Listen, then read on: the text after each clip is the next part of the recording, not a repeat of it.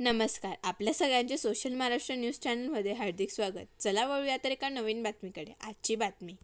शनिवार दिनांक 16/11/2024 रोजी महाविकास आघाडी मैत्रीपूर्ण लढत समाजवादी पक्षाचे धुळे शहर विधानसभा मतदारसंघाचे अधिकृत उमेदवार माननीय इर्शादभाई जागीरदार यांच्या प्रचारार्थ शालिमार हॉलजवळ 100 फुटी रोड तसेच शनी मंदिरजवळ वाडीभोकर रोड देवपूर येथे कॉर्नर सभेचे आयोजन करण्यात आले होते.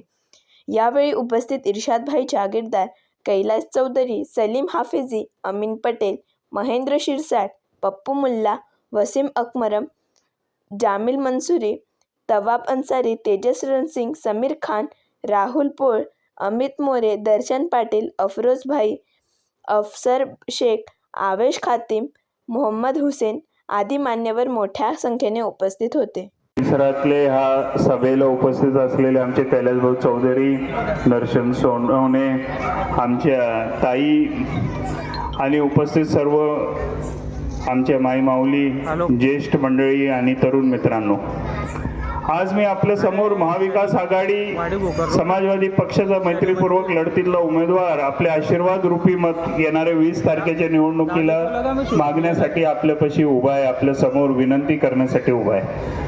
आपल्याला मी हे सांगू इच्छितो की जी महाराष्ट्राची विधानसभेची निवडणूक येत्या 20 तारखेला होत आहे, ही कशासाठी होत आहे तर ही महाराष्ट्र सुरक्षित हातात, चांगले लोकांच्या हातात, सुसंस्कृत महाराष्ट्र जे जपू शकतात असे लोकांच्या हातात आपल्याला महाराष्ट्र देण्यासाठी ही निवडणूक होत आहे. शिवशाहू फुले आंबेडकर आझाद या विचारधारेने जे लोक चालणार आहे त्या लोकांच्या हातात आपल्याला आपलं महाराष्ट्र द्यायचंय आणि धुळे शहरातून एक आमदार निवडायचंय.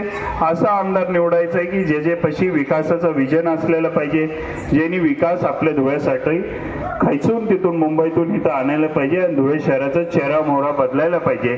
अशा माणसाला आपण मतदान करण्याची मी विनंती करण्यासाठी आपल्या समोर उभा आहे. आज माझ्या समोर जेवढे पण उमेदवार आहे त्याच्यातले 2 उमेदवार भारतीय जनता पार्टीचे आणि MIMचे. हे उमेदवार निव्वळ धर्माच्या नावावर मतं मागतात. ह्यांना बाकीचं विकासाचं कोणतंही विजन नाहीये, ह्यांच्यापाशी धुळे शहर बदलण्यासाठी कोणतेही विचार नाहीये. ह्यांच्यापाशी फक्त एकच विचार आहे दोघांपाशी, हे धुळे शहरात कसं काय आम्ही वादग्रस्त करून आपली राजकीय पोळी कशी भाजून घेऊ, एवढंच ह्यांच्या डोक्यात एकमेव विचार दोघांचे चालू आहे. आणि अशा लोकांपासून आपल्याला आपलं धुळे शहर वाचवण्यासाठी मी मत मागतोय. दुसरे उमेदवार जे शिवसेनेचे आहे उभे आमच्या मैत्रीपूर्वक लढतीतले, मी तर देवाला प्रार्थना करीन की माझे पण आयुष्यातलं काही आयुष्य त्यांच्यासाठी लागावं, त्यांना चांगलं आयुष्य, चांगलं आरोग्य लाभावं. परंतु आज त्यांच्या वयोमानाने त्यांचं आरोग्य त्यांना साथ देत नाही, त्यांना चालायला तकलीफ होत आहे. आणि 15 वर्ष त्यांना आपण संधी दिली. 15 वर्षापूर्वी त्यांनी आपल्याला सर्वांना इथं ज्येष्ठ मंडळींना आठवत असेल की त्यांनी सांगितलं असतं होतं की मी सफारी गार्डन करेन. त्यावेळेस लोक प्रचंड मोठ्या प्रमाणात खुश झाले की आपल्या धुळे शहरात सफारी गार्डन येते. पण 15 वर्षात जे माणूस सफारी गार्डनचा एक दगड नाही ठेवू शकला, तो आज परत म्हणतोय की मला अजून 5 वर्ष संधी द्या, म्हणजे 20 वर्ष मी सफारी गार्डन करेन. तर 15 वर्षात जो करू नाही शकला तो आता ह्या 5 वर्षात काय करण. आज तर त्यांची शारीरिक हालत पण त्यांना साथ देत नाही. तर अशा लोकांपासून पण आपल्याला थोडं सावधान राहायला पाहिजे. जसं आपल्या घरातले एखादले ज्येष्ठ मंडळीला 60-70 वयाचे आपण त्यांना बाहेर जाऊन देतो का जास्त?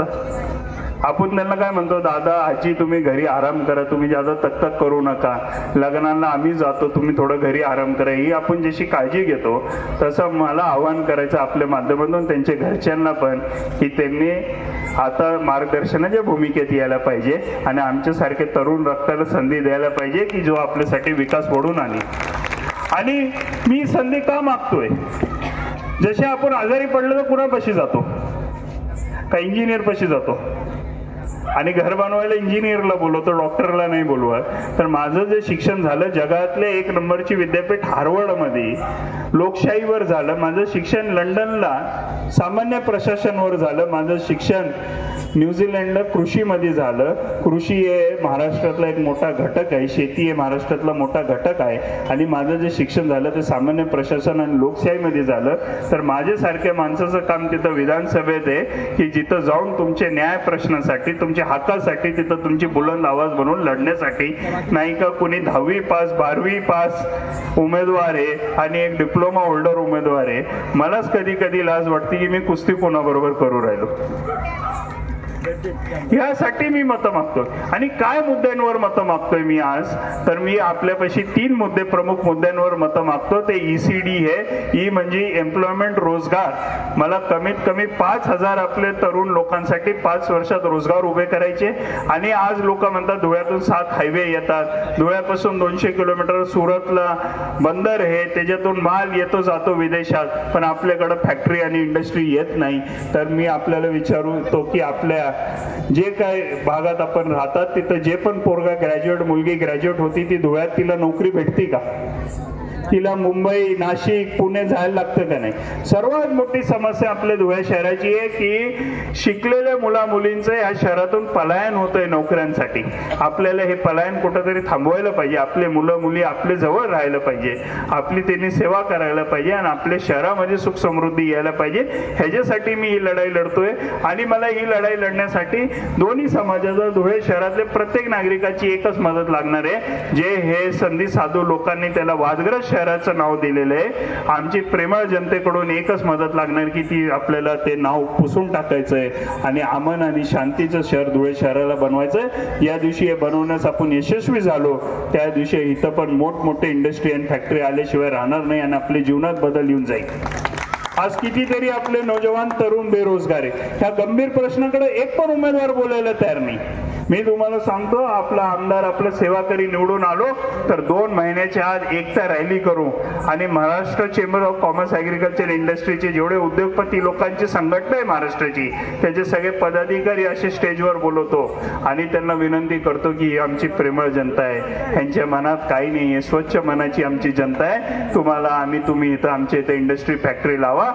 त्यांना मदत करणं, त्यांना प्रोटेक्शन करणं, त्यांचं संरक्षण करणं ही आमची जबाबदारी आहे. तुम्हाला एक पैशाची तकलीफ होऊन देणार नाही, पण तुम्ही फॅक्टरी इंडस्ट्री आमच्या इथं लावा अशी त्यांना कळकळीची विनंती करतो. आणि इथं मोठे फॅक्टरी इंडस्ट्री आणल्याशिवाय राहणार नाही, तुम्हाला विश्वास देतो मी.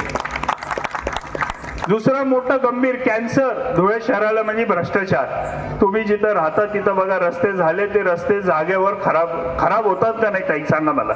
रस्ते 8-8 दिवस पाणी येतो का? कचरा 8-8 दिवस उचलला जातो का? तुम्ही रस्त्यांची हालत